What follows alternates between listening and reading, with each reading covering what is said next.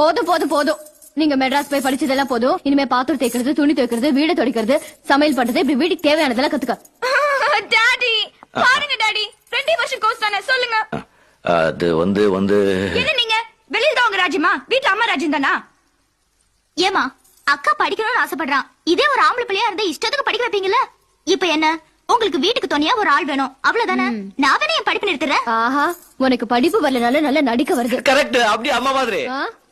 Daddy don't change the topic, come to my matter. Coming. Just 2 years. Yes. Just 24 months. Yes. 104 weeks. Yes. 730 days. Yes. என்ன yes? அங்க சொல்லுங்க.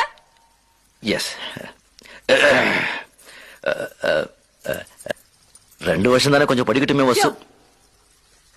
Daddy please.